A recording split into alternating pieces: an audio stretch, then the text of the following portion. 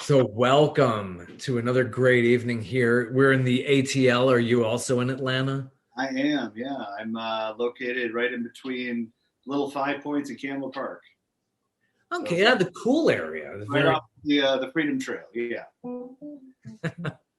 nice and eclectic over there. For those outside of Atlanta, Little Five Points is this really eclectic area. You got a theater over there, a lot of different types of restaurants, and very neat shops. The record store is still there. Is it still going in the age Record of store. COVID? There's actually two record stores now, and plenty of folks that come out to do their busking.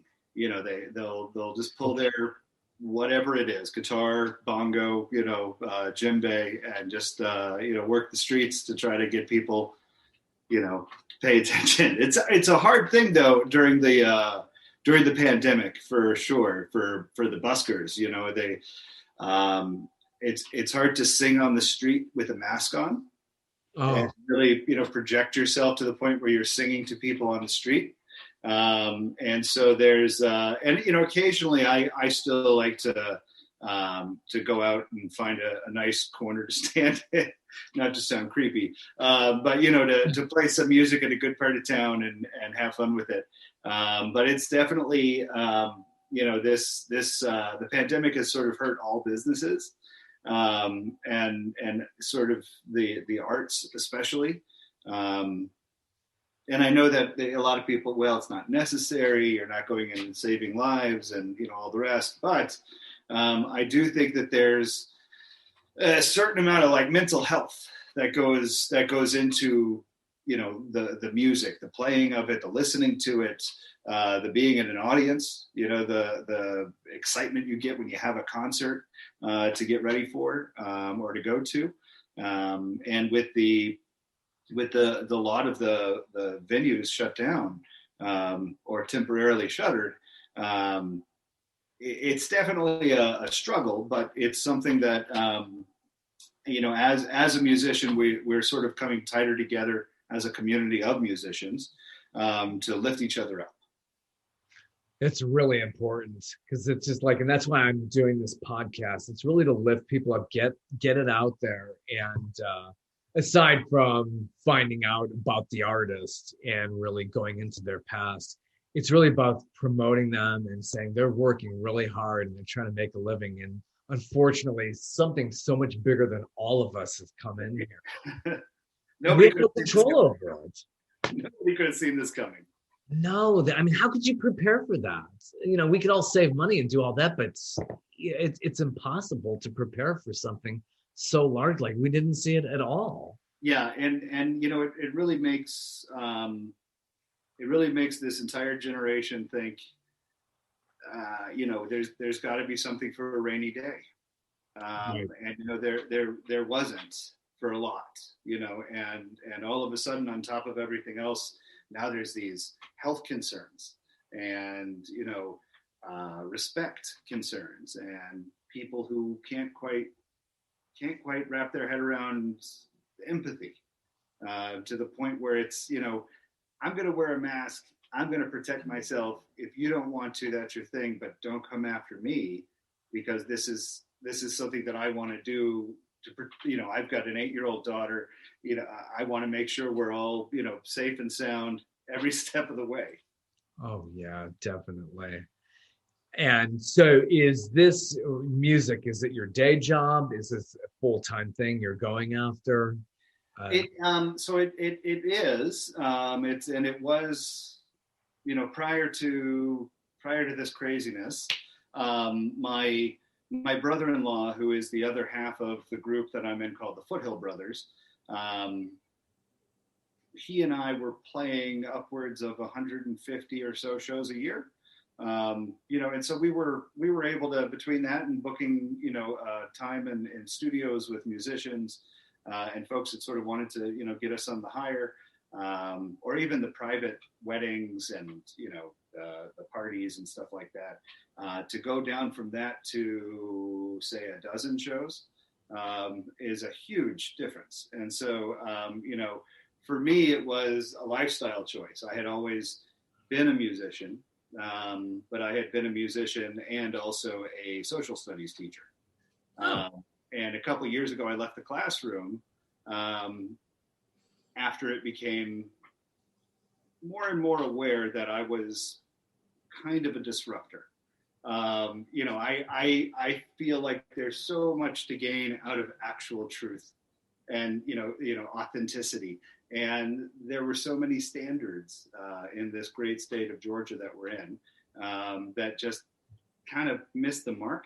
And it made it more and more difficult to teach the important things to the kids. So there was a gap that was created. But I took my music and I took my sort of passion for history and truth and authenticity. I put it in the direction of writing songs and being surrounded by musicians that were really getting into their own souls. That was a good way of helping me see how music could get to that soul. I study under a guy named Mudcat, the blues player in Atlanta, and we haven't seen each other in a minute because of the pandemic. But prior to all of this, he was just sort of explaining the different variations of the song, and whatever song it might be, right? Like today, we might think of it as, for instance, a Grateful Dead song, right? We might think of it as like something that Fish plays once in a while, whoever it might be. But really, it's not. And really, you go back in time, you look at where it comes from. And you look at the people that play that music and the type of music that it is. And then at the end of the day, you understand that there's either joy or sadness behind those fun little songs. We think about like a song like Going Down the Road Feeling Bad. That was written in a time that was, in the Jim Crow South, where there was really a need to get away.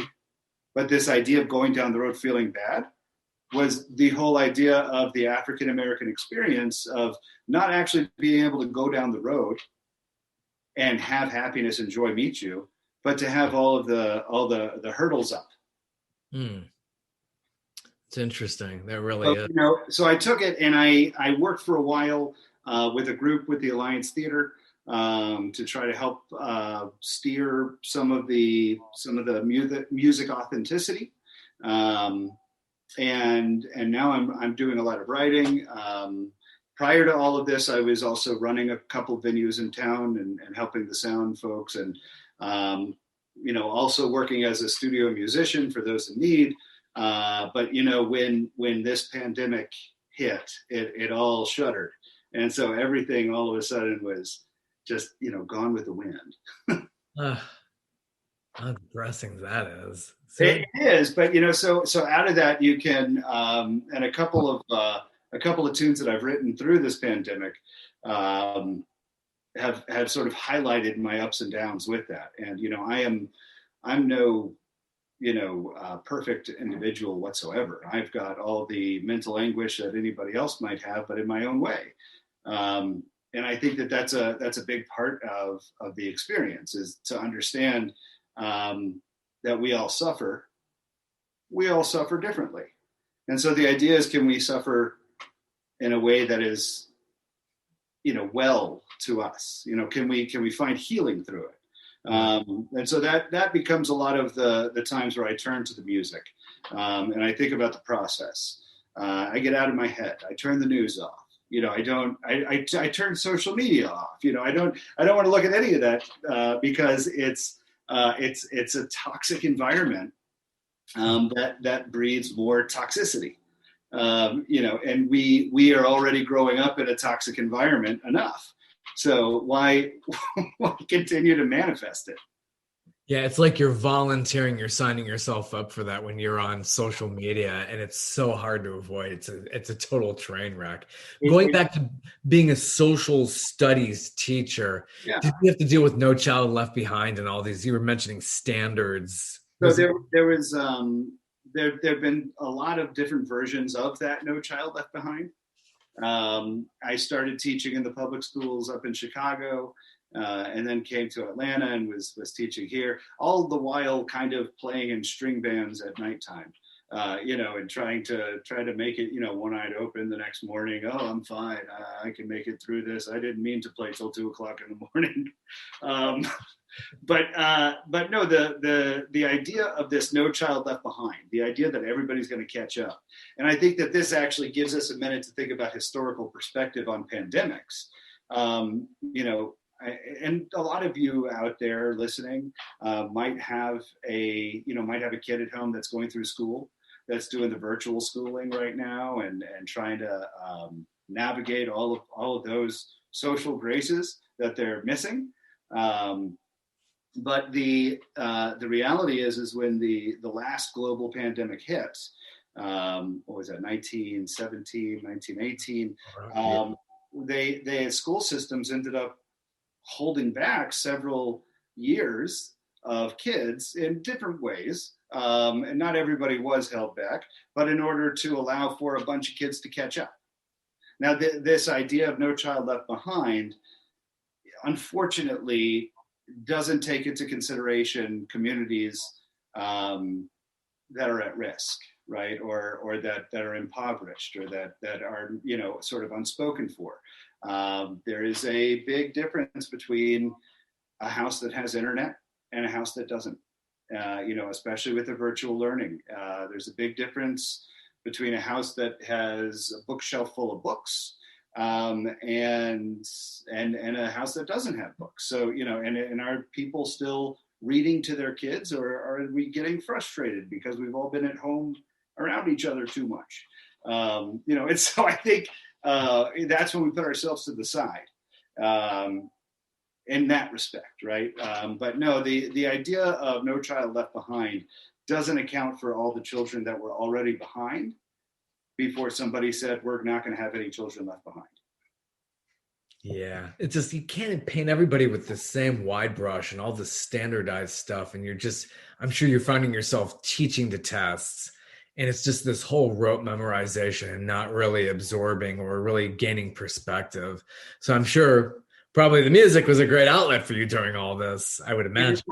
And I was in the classroom for about 15 years.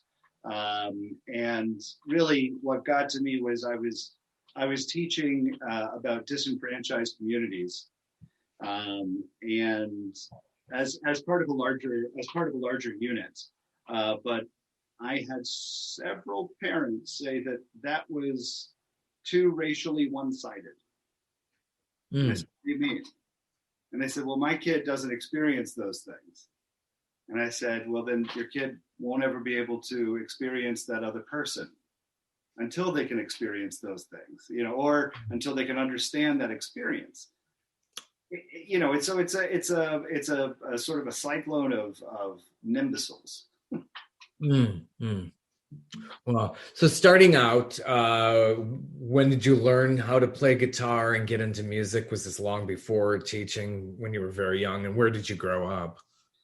So I'm one of the few people in Atlanta that can say that I grew up in Atlanta.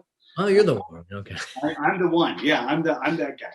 And so my grandmother had this beautiful piano, and when I was about 5, 6 years old, she started me with lessons. And then I got to a point where I kind of got sick of piano, because, you turn into a teenager and you're like, oh, I don't want to play piano. I'd rather play electric guitar. But instead I chose bass. And so I played bass for many years. Those first few years as a musician, you play with a lot of people, for better or worse. A lot of people that maybe put you in a punk band or a rock band, or, all these different things. When I was about 14, I think it was my 14th, it was the Hanukkah of my 14th year. My mother gave me my first mandolin. Because my mother was an old, sort of, not old, sorry, Mom. She's sort of, like a very folksy individual. She likes the oldies, but every summer we also used to go up to Helen and to the bluegrass festivals up near Blue Ridge, or whatever else it might be. And that got my sort of myself going with what I wanted to do, and then when I was about 12 years old, my older sister and my now brother-in-law introduced me to the Grateful Dead. And so I got to see them several times live, which was a pretty unique thing. Like the actual, Jerry was there. He wasn't doing great, but he was still on stage. And through college, I played in bands. And then after college, I had different groups. And when I moved up to Chicago from Atlanta, I had a solo act for a while, then joined up with a string band, came back to Atlanta, and my brother-in-law and I decided to put this group together, the Foothill Brothers, that was really guitar and mandolin, and it was just two instruments and two voices, sort of in the style of like a David Grisman, Jerry Garcia kind of feel. We're playing a lot of those old-timey Americana folk roots, classic music, that a lot of people don't realize a lot of other stuff was born out of. And now with the pandemic, unfortunately, my brother-in-law does have some pre-existing lung conditions, so he's not able to play out any longer. So how do you turn that around? And everybody's talking about this idea of pivoting. So how do you pivot in this moment? I'm still a musician. I'm still going to do everything I can to be a musician. So I said, this is a great opportunity to write a whole bunch of songs and to put it all down. And you know what? I'm going to let things out. Whereas before, it's kind of weird. Prior to the pandemic, I would write a song. It would always resolve into a beautiful situation. But that's not truth. Right. So then I got into it more with just sitting with this time on my hands. And I started realizing I need to speak my truth, and I need it to be loud and clear. And so, I wanted to make sure, after the insurrection on the Capitol, that evening I sat down and I wrote this tune called Falling Leaves. And I'll play it for you in a moment. But it's, the idea here is basically that, those same leaves that are going to clean the air and everything for you are doing the same thing for me. We all need the same stuff here, so let's put all of that aside, and let's just, as I say, let's just fix the divide and be at peace. Nice.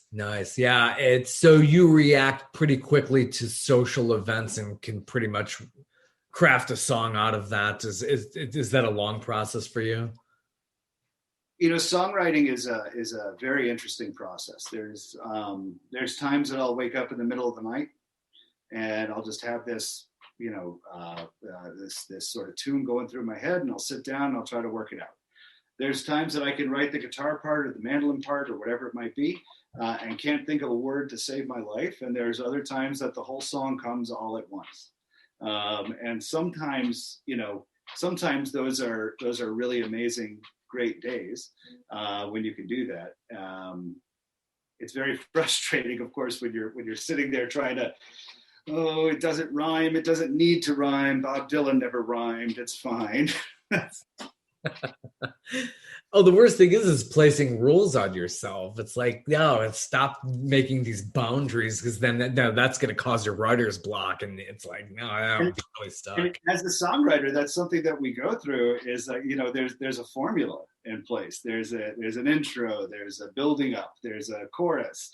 There have to be so many stanzas between things. So I did my best to start breaking away at that. And again, just giving what I need to give. Nice.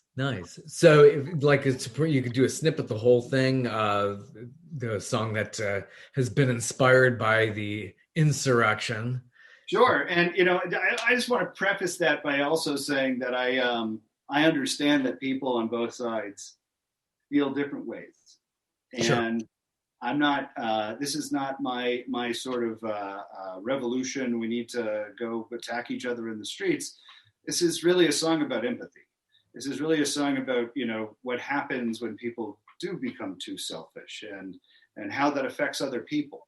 At the beginning, middle of this pandemic, I don't even know where we are anymore with all of it. But one of my great aunts passed away. She was in a nursing home here in Atlanta. And one of her caregivers went away for the 4th of July and unfortunately came back and was positive for COVID and ended up getting a lot of people in that home ill. And as a result, several of them passed away. And it's not, it's what I'm talking, it's not about taking care of your emotion in terms of your larger than lifeness. It's about, understanding that there's other people in the world. Those other people have different boundaries than you do. And so it's okay to respect those boundaries and to stop screaming at each other. If you don't want to listen, that's fine, but maybe leave the room. Yeah. Absolutely. So this is a song called Falling Leaves. And again, I wrote this kind of as a response to that whole debacle. Okay.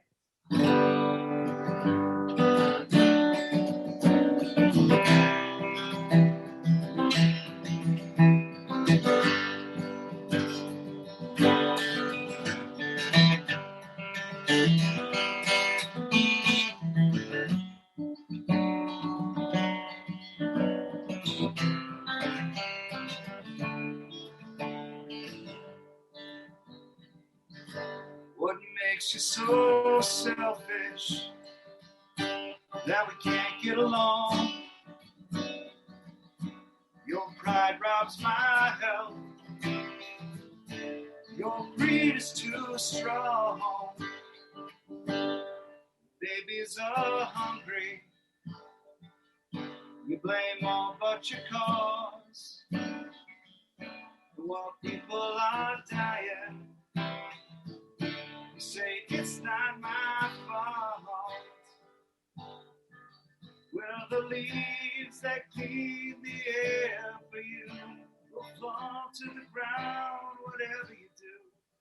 And those same leaves clean the air for me. So let's fix our divide and be at peace.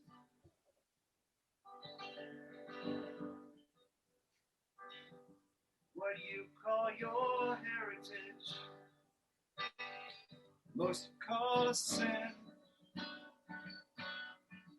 That may we never, ever see those days again. You wear it so proudly, I can't understand. While good folks all over get crushed from your hand. Oh, those leaves that clean the air for you will fall to the ground, whatever you do. And those same leaves clean the air for me. So let's fix our divide and be at peace.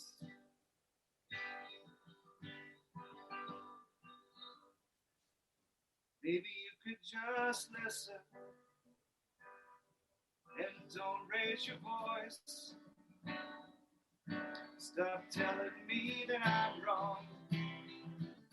Show respect for my choice.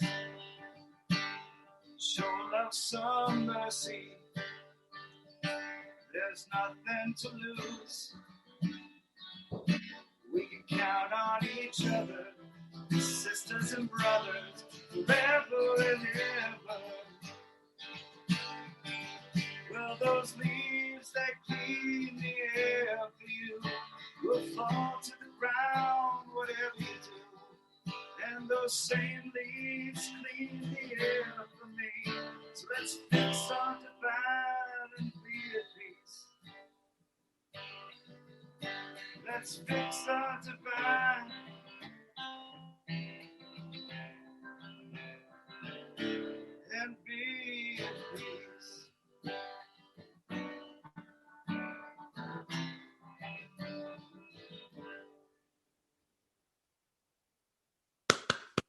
Excellent. Thank you. Fantastic to be able to come up with that quite fast. That's really very incredible, actually. I appreciate that. Like I said, sometimes it just, you have a lot to say all at one time. Yeah. Oh, and seeing that day, I'm like, it's not that somebody's going to get hurt. I'm saying somebody's going to get killed. I mean, I was like this is just like, and seeing this in real time, it's like what a profound experience that was. And how it bolsters the community of hate in such a way. How it makes them feel now emboldened to continue to do what now they've walked through the Capitol. Yeah. But honestly, as someone who's taught American history, shame on them. Yeah. You shouldn't have an opportunity where you can, deface and defile an institution with such value. I always thought it was so many years in the making, and it was just tapping into this populist anger. And yeah, we've seen that in our history before, but to see it in modern times, you thought, oh yeah, we really advanced beyond this. This couldn't be possibly happening again. And sure enough, it had. I was so shocked, when I turned on the news when it all hit, and that was one of those days where I couldn't watch all day long because I knew what that was going to do to my emotional well-being. So, snippets here and there, but then towards the end of it, you couldn't look away. You're looking at a car wreck at that point. Yeah. Yeah. Again, it's about tapping into, this anger that people have had for many, many years. And yeah, I could see the empathy with that and seeing how somebody's just getting in this mob and catching onto that mentality. And really then they're just thinking in the moment. They're not thinking about the consequences. It's the mob mentality. And, it's the idea that there is no truth. And when you think about that, when you saw people at the Capitol of the United States of America holding the flags of the Confederate States of America, there's a big problem there that there's a whole group of people that feel like they maybe didn't lose the Civil War, or that it's still going on. And, we're so many years, so many generations later, but it shows how many we're not, how much we're not that far out from it all, and so we've got to find this unity, this moment to build, because if we don't, then the next generation continues to think that same crap. Yeah, it just gets passed along and the cycle keeps going and going. And it's Right. hard to totally eradicate that. As I was sure growing up in the South, it's an impossible thing, but if you're not fighting for the eradication, then you're not doing your own work, so it's something where it is our responsibility to help other people understand those experiences. Yeah. It really doesn't matter how far north or south you are. So I've been down here over 3 decades, and the preceding 2 decades, I was up in Ohio, in Cleveland, Ohio, and it had its own set of issues. So it doesn't matter where you come from. I mean, this kind of, and people who descended on the Capitol came from everywhere. It wasn't from everywhere, and it comes from communities that are, also impoverished, that also deal with their own social issues and class wars and whatnot. And, they feel like this is maybe a moment where they can take control and have control. But that's not how you get control. Absolutely. So going back to your music, what was your first guitar? How was that? What was that like? And the type of guitars that you've been playing on all these years? Yeah, that's a wonderful roadmap. My first guitar was my father's Yamaha classical folk music guitar that he had from when he was in college, like back in the early 60s. And I got a hold of it somehow. And I think my dad knew one song, Hang On Sloopy. And so that was the song that would, hang on, Sloopy, Sloopy. I'm like, all right, cool. No. And but I love playing that guitar. And then, like I said, my mother got me my first mandolin. And my parents got me an old Squire bass as my first bass. But then I sort of, there's value in having the right kind of instrument. And so there's a lot of people who could take a clunker off the shelf and fix it up and make it beautiful. But then there's also some brands that I typically think are, sort of in that sort of upper echelon, so to speak. So, I've had this Martin, for instance, for about 2.5 decades. And I've been playing on it. This is one of my workhorses. Over the years, I've had work done to it. Right, it's not the same that I pulled off the shelves. I had these. I don't know if you can see these tuners put on, and these actually date back to the turn of the century. And I had a few other little random things done on the inside to make it have a different tone. And then my real workhorse when I'm playing with other folks is my Eastman mandolin. And Eastman is a fantastic company.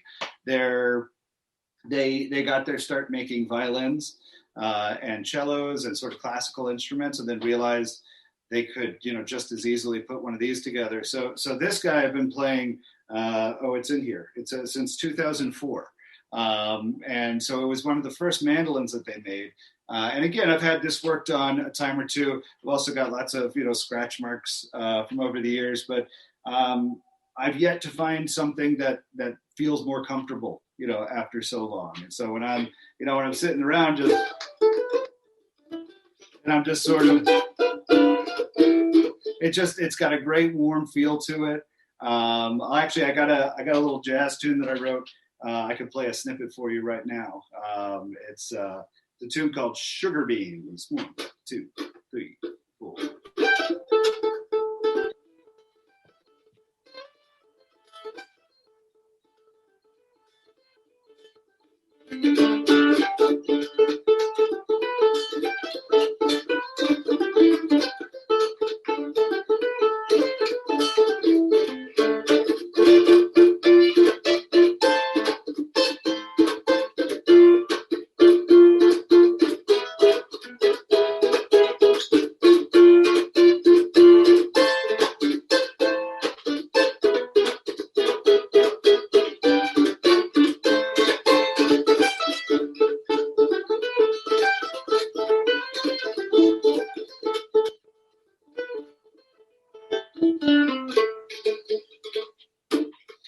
So this little guy has taken me all over. And I've been lucky enough to play mandolin with a lot of groups and guitar with a lot of groups, and sort of whatever's needed. If I had my ability to get whatever I wanted, I would stand in front of a microphone with one of my acoustic instruments. And I have a fantastic sound engineer that understands acoustics more than most people, and I really let myself sort of go with those microphone experiences. But those are harder to come by nowadays. The crowd seems to get a little louder, so with a loud crowd, you got to plug in. Turn it up. Put it up on 11. Right, this one goes to 11. So that's the ode to David Grisman, the Sugar Beans. Yeah, yeah. I've been watching him for so many years. I think that he is so revolutionary, and now there's this whole new breed of mandolin players. And I'm not saying that I'm anywhere near that class necessarily, but wow, it's like this sort of new grass door open between him and Sam Bush, and now you got folks like Sierra Hull, who just can tear it apart on that the Sturgill Simpson album, and just put everybody to task, and that's such a cool thing. I kind of hope that my daughter one day grows up and wants to continue to play music. So what is she playing right now? Is she getting into the guitar? She comes along. Mostly she plays manager. She did tonight before we started. She said, "Well, Dad, do you have your rag? What if you start to sweat?" That's great. This is my cut from tonight. I said, "No, hon, that's not." She's great. She'll walk my gear in. She'll go up on stage and do all the sound checks. She's a performer in the making. Wow. Yeah. Start them young. That's great. It's exciting. That really is. That's really, really cool getting into that. So who were your very earliest influences getting into music growing up? Early on, before I was given the idea of like good music, I was listening to a lot of And I should reframe that. Not good music, but music that is more to my taste. So there was a lot of punk, a lot of like the bands Rancid or early 311, even early Green Day. Like that stuff that was just real loud and distortion. But then I was introduced to Jerry Garcia and the Grateful Dead, and I never really decided to go back. Nowadays it's learning about that music helps me learn about different types of music. It takes me back to the oldies, the old timey tunes, the classic Americana tunes, the bluegrass tunes, songs written by Elizabeth Cotton, the blues songs, the jazz tunes. So it really expands to every genre, to say that you're playing and I love to be an Americana player, an Americana musician. And the reason is every single category of music fits into what could be Americana. Jazz is a very Americana, born in the United States, right? This is as roots as it gets. The blues that was born out of the slave experiences, the Delta blues that was the folks going up and down the Mississippi, all the way to the how it turned into boogie woogie and rock and roll. I mean, all of these things. Eventually, you go back, and you say, that is some truly Americana music. That's the soul of it right there. Very, very nice. So going on, what have you recorded so far? Do you have full albums out there or just singles? I've got a solo album from a bunch of years ago, just sort of self-titled, put out. Actually, should probably check to see where it's put out at this point. It was so many years ago. I've recorded with a bunch of projects with some groups from Chicago. Most recently, the group the Foothill Brothers was in a studio and was able to cut our first album, and it's called the Foothill Brothers. You can find that on Spotify and iTunes and all that stuff. And as I'm kind of working on all this writing right now, I'm getting ready to go back into the studio with a group of musicians and put together a lot of these songs that sort of were born out of the pandemic. Nice. Where do you record when you're in here in town? There's a couple studios that I really enjoy. The one we used last time was really cool.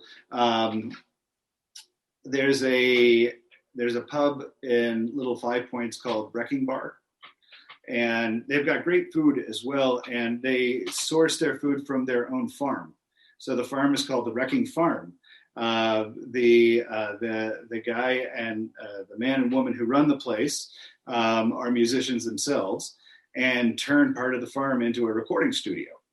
So it's out in Loganville, Georgia, and it's a funny story because it's a presidential suite. Jimmy Carter once did a presidential tour of farms, and when he stayed in Loganville, he stayed at this particular farm in the room that was then turned into the recording studio. So where we were playing was like, where Jimmy Carter was like, putting his pajamas on. It's interesting little funny things, but I really like that stripped down feeling of like somebody putting the recording together in a really fascinating way, as opposed to all the computers and doohickeys and hitting the buttons and all that. I'm a big fan of like analog. You go back and listen to a bunch of, like, for instance, like Pink Floyd stuff from way back when, some David Gilmour riffs from, those just where the analog guy was just like, oh, let me just hit this as high as we can. And it's a different experience, and it's a very cool experience. And I think for this next album, I'm actually going to be tapping my friend Billy Guin, who is a musician in town, but also runs his own studio, to put this next project together. And again, I want it to be as much of a collaboration to help other musicians as it will be for my own soul. Nice. Well, that's very good. I would look forward to that. Do you have a concept for the album, or it's just gonna come as it comes together, you'll have a title for it. Yeah, I'm working on a concept, but I'm gonna put a question mark by that and say to be determined later. Yeah, it always seems to be It always like, changes. yeah, yeah. That just as the songs come together, I think it just takes time to say, hey, we got a theme here, and we'll just put it together. As we put it together, we'll get something out there. Right, right. And at one point, I think I even called the project songs of emotion, and I said no, that's not really. I mean, yeah, it gets the point across, but it's not really cool. Because I'm still a musician. I still want to be cool at the end of the day. That's what it's all about. That's why you get into it. It's a lot of fun. You've been doing a lot of covers I've been seeing on Facebook. There's some really nice versions of what you've been done. Paul Simon really comes to mind. And you do a rendition of one of his songs. Does that have any impact on you? Oh, absolutely. I mean, Paul Simon is one of these songwriters that you turn to whenever you need anything. I think about let's see, a song like this, right? You just and all of a sudden you feel better because you're like,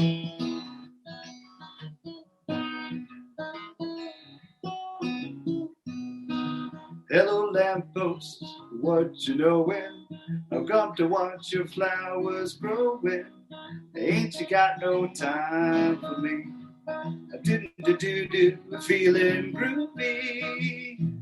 I mean, and it's so like it changes your mood. You hear that. You hear these, the way that it just sort of implemented the way he writes his songs, and it brightens your day, so to speak. And I actually recorded a song earlier today. All the good times are past and gone, because again, emotion comes from everywhere, and it's an old tune. I can't even remember the original writers of it, but eventually Flatt and Scruggs and Bill Monroe and recently Dave Rawlings and Gillian Welch put it on an album, and it's the saddest song you'll ever hear, and it makes me smile every time I hear it. I wish to the Lord that I'd never been born or died when I was young. That's the first lines of this song, and all the good times are past and gone. But something about that is like, gosh, yeah, they get me. It really does. It really, really does. Wow. So some of your originals, a song devoted to Annabelle is. Yeah, I definitely try to write about things that are in my life. So my daughter, I wrote a song for her called "Sweet Annabelle," and she heard it, started crying, and now she loves it. But she'll go through these phases. Sometimes I'm her favorite. Sometimes it's like Taylor Swift, and I'm just like, okay, that's fine. Taylor can have this one. But I've written songs for a lot of folks in my family for their own experiences, and it's one of the ways that I think about being an interpreter of the past. I wrote a song for my grandfather, for instance, and he's no longer around to tell his story. So something has to carry on.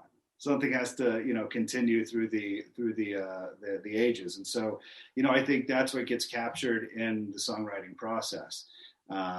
So you think about that person and what they went through, and it's sort of funny because my grandfather, even though he was in the military through World War II and was on a boat for most of it. And the song is called Nomad of the Sea. It's actually about the fact that once he retired, all he liked to do was go on cruises. So, you get your love for your family in different ways, and you just put it out there, you write it down, and you make sure that the world is going to remember this person. So I don't know if I could ever do a cruise, especially in this. Oh no, it's not my thing. I would get so claustrophobic. Oh, totally, absolutely. But with your daughter, it's funny with kids. I tried very early on with my daughter, just like get her really into the Beatles. Oh, Beatles sure. Yeah. really just like programmed her with. I was like, I hope she doesn't like have a backlash on this. I took her to the Paul McCartney show in '09 at Piedmont Park. Uh-huh. It's really, really so she had a good base because then she got into like she got into Kanye West and hip hop and all this other stuff. I'm like, I hope she comes back to that at some point. But as long as they come back to it, right? Because I'll say that there's some stuff that my daughter listens to that I wish was never implanted in my ear, but somehow it's in there. It's like that YouTube generation, however they're working it. But she goes back to what she loved from the originals, and like occasionally I'll hear her humming "Going Down the Road Feeling Bad," and she loves the Indigo Girls. I mean, that's her thing right there. And she's been able to go to an Indigo Girls concert, meet them. Sort of. She's the festival kid. She's the kid that's spinning around the parking lot. Nice. Just loving the music, just having a great time. Nice. You've been playing live in the Atlanta area for several years now. What was your earliest venues that you were playing at? Well, unfortunately, one of them's not around anymore, but the Brandy House was one of my favorite spots to both play at and hang out. In the early '90s. I mean, that was a spot that the late great Colonel Bruce Hampton used to sort of have as his place. So whenever any of the big bands came through town, the late night concert was also always like Colonel Bruce featuring random people at the Brandy House. So that was super fun. I've as a musician, playing different theaters means a lot, right? So it's where you play sometimes has some special meaning. I remember the first time I played the stage at the Georgia Theater in Athens. This was the original Georgia Theater before it burnt down. And I was in a group that was opening up for a larger act. But it was, it's a different, it's an elevated experience, or like playing a night at Eddie's Attic here in Atlanta or Variety Playhouse. And I don't get me wrong, I love the bar gigs. I love playing to people wherever they might be. But there is something special about people wanting to be there to see the music. And that's a big difference between like those restaurant and bar gigs is your background. That's true. I mean, I love Eddie's, but I think it depends on the act because I've been there where people are like half paying attention. Yeah. Sometimes I've been there and they're like mesmerized by what's on. Well, I played there where they've half been paying attention. Yeah, one of my guests on the show, AJ Croce, he's played there, and I've seen him in other venues around town. Eddie's, they were really paying attention. I was like, we had a place up here called Tavern on the Bridge. Oh yeah, And if you remember that up on Medlock Bridge in Johns Creek, Georgia, over here, yes. north of Atlanta. And nobody was paying attention. Poor AJ was like totally drowned out. And those are, there's the gigs that you get super psyched for and the gigs that you kind of need to do. And there's a part of me that hates to say that, but that's the reality, is that sometimes you get booked at places, you don't really realize what you're getting booked to before you show up, and you realize you're on a bill with 5 other bands and they're all death metal rockers and you're like the only people with acoustic instruments. And you're like, what is happening? How did you even call us? Why did you want us here? But you look at the crowd and you sort of shift. You're like, all right, well, at least we could play these songs because y'all are going to really like that. It reminds me of that scene from the Blues Brothers where they're playing behind chicken wire. Yeah. And they did that great cover of Rawhide. Yeah, that's fantastic. I'm sure every musician, I mean, they could write books, I'm sure. We've all had our occasions of playing behind chicken wire. So these days you're trying to get out there, places like Tucker Brewing Company is That's right. And it's hard to book gigs because I'm not mm, I choose my words really well here. I want to make sure that I am playing at places that are going to be as respectful, to me and my health as I would be to them. So I am only playing at outdoor venues right now, and places that are implementing wearing a mask, social distancing, things of that nature. It's hard in the winter. It's like the idea of the feast or the famine, and we're definitely in famine right now. We're going to get to spring, and places will open up back outside, and it'll be wonderful. But yeah, so I'll be tomorrow afternoon, Saturday afternoon. I'll be up at Tucker Brewing Company. They have a wonderful outdoor beer garden with lots of games and a whole lot of space to just be able to move around. And then at the end of the month or middle of the month, I'm going to be playing the outdoor, what's called the Outer Space at Waller's Coffee Shop in Decatur. And really, at this moment, I'm trying to just be very selective, only because and I'm not going to call anybody out, but there are a lot of venues that are not doing this properly right now. Mm. And there's a lot of people that are getting sick. And actually, there's a musician friend of mine.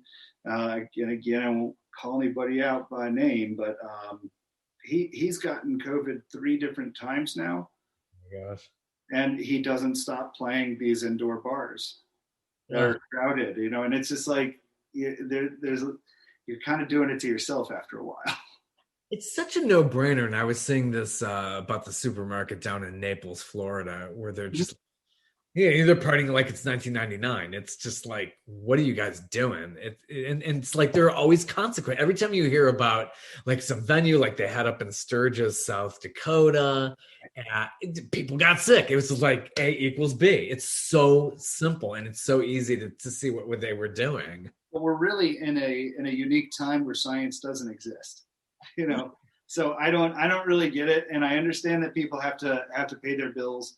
I was one of these people at the beginning of all this that said, you know what, shut it all down, shut everything down for like a month and a half. Everybody go tuck yourselves in, and then we can come out of this, but that didn't happen. And so there are a lot of places that continue to have large celebrations and large parties and sort of deny that any of this was actually real.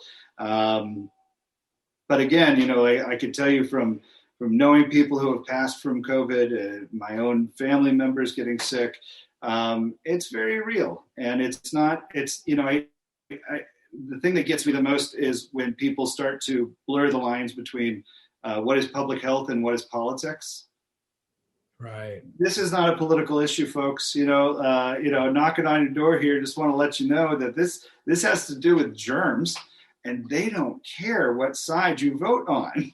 Yeah, it's so true. It's really just total common sense. So it's a delicate, sort of a fine line to walk as a musician. Am I going to play those venues? I get calls from different folks that say, we've got openings this weekend. You want to come and play? And I'll respond, what's your COVID protocols? And most will say nothing. Yeah. Our servers wear masks. Yeah. So how far away will I be from the audience? We'll put a little rope up. Yeah. That's Again, the thing about germs. They don't care about ropes. They keep going. Oh, rope. Right. It's not like, oh, well, the germ is not, Corona is not on the list. You can't make it in. So it's, I really think that we're going to make it out of this.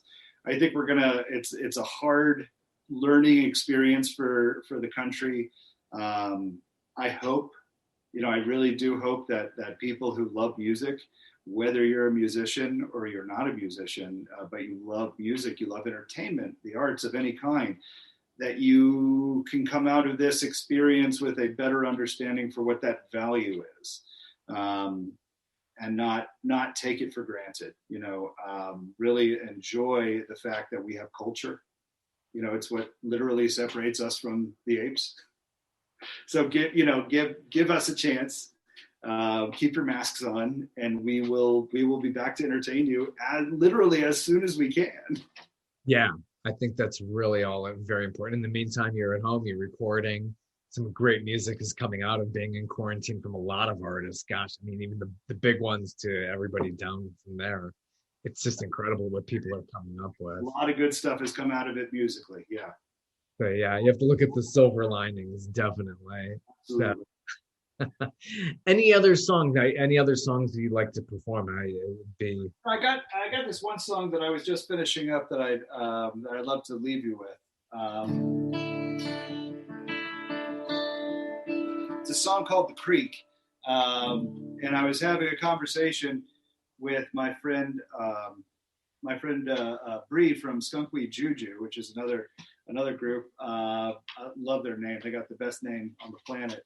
And she was talking to me. We were talking about meditation, and meditation doesn't necessarily mean sitting on a pillow, folding your legs, right? Meditation is also going on a solo hike. Getting away, getting lost, figuring it out, coming back to where you were. And so this is a song called "The Creek" that I wrote very much about that idea of natural meditation.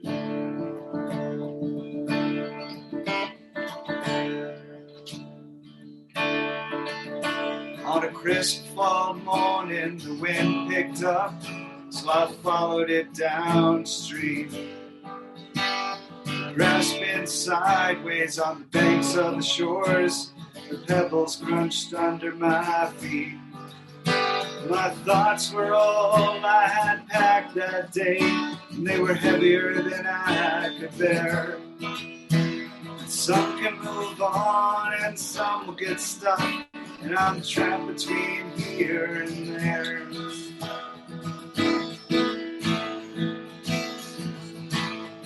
Wild wind whistled the leaves of the ferns, the sun in my eyes till my cheeks were burned. I'm dusty, I'm dirty, just like I should be. Dip my hands in the water to wash them clean. Oh, my thoughts were all I had packed that day. They were heavier than I could bear. Some can move on and some will get stuck, and I'm trapped between here and there.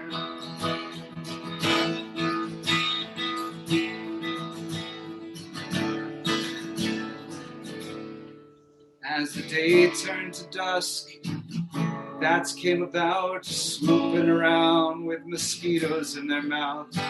I dip my hands in that water again, head back home where there's not food on the pan. My thoughts were all I had packed that day. They were heavier than I could bear. Some can move on and some will get stuck. I'm trapped between here and there.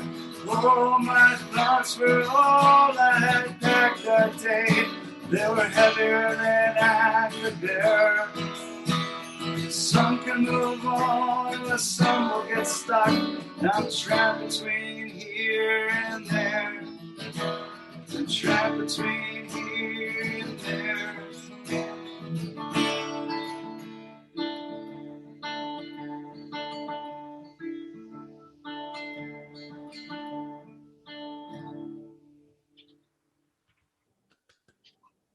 Excellent. Great music. I love having these little mini concerts for myself virtually. Oh, nice. Yeah, you get the best seat in the house. Yeah, it's awesome. I really appreciate you having me on Tales from the Corners. And I love what you're doing as a podcaster. Thank you for sharing our tales, sharing our stories, and making sure that we're being recognized. Oh, completely. Totally. I really appreciate it. Fantastic. All right. Well, have a great night. You too. Have a good one. Take care. Okay, bye.